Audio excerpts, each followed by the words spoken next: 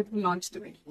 దూరం వచ్చినా కూడా చిన్న క్వశ్చన్ మేడం. నిన్న శివాజీ గారు నిన్న డ్రెస్సుల గురించి ఉన్నారా? అవును దానిపై డ్రెస్సెస్ అనేవి చాలా పర్సనల్, అంటే ఇట్స్ ఫ్యాషన్. ఎవరికి ఏది నప్పితే అది వేసుకోవాలి. ఆయన దృష్టిలో ఆయన ఇన్సెక్యూరిటీ ఉన్నట్టుంది, ఆయన ఎలా కనిపిస్తాడు, అందుకే అలాంటి రెస్ట్రిక్షన్స్ అంతా ఉన్నట్టున్నాయి. ఎవరి ఇష్టం వాళ్ళది.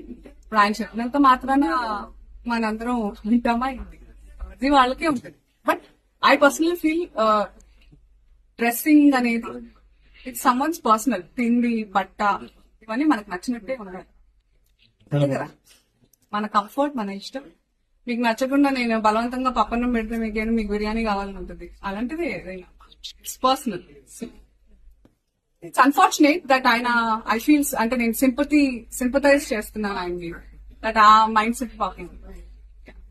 ఓకే, ఎందుకంటే మళ్ళీ ఏ ఫిల్మ్ కదా ప్రస్తుతం అయితే షూటింగ్ స్టార్ట్ అవ్వాల్సిన సినిమాలు ఫిబ్రవరి తర్వాతే ఉన్నాయి. అందుకే ఒక 3 months నుంచి నేను చక్కగా మీ అందరినీ పర్సనల్ వస్తున్నాను. 2026 లో at least 3 films are on the line.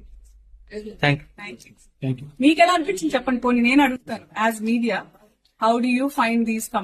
వాళ్ళ ఫ్యాషన్ వాళ్ళకు ఉంటుంది, చెప్పండి. వాళ్ళ ఫ్యాషన్స్ వాళ్ళకు ఉంటాయి. అంతే కదా. అంతే మేడం. అసలు నేను చెప్పింది కరెక్ట్.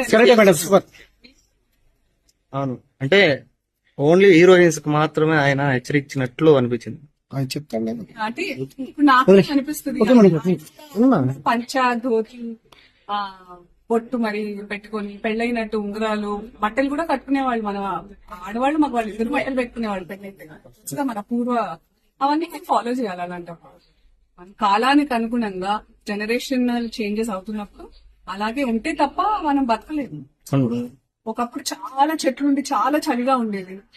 ఇప్పుడు అలా లేదు కాబట్టి మనం ఇంకా ఏం లేదు, మాట్లాడుకుంటూ పోతే వితండవాద గోల్డ్ అంతుంటాయి. కాకపోతే కాసం ఫ్యాషన్స్ లో ఎవరికి ఎలాంటి ఫ్యాషన్ కావాలన్నా ఉంటాయి, మొత్తం కప్పుకోవాలన్నా ఉంటాయి, ఫ్యాషనబుల్ గా ఉండాలన్నా ఉంటాయి. మేడం ఇప్పుడు ఎలాంటి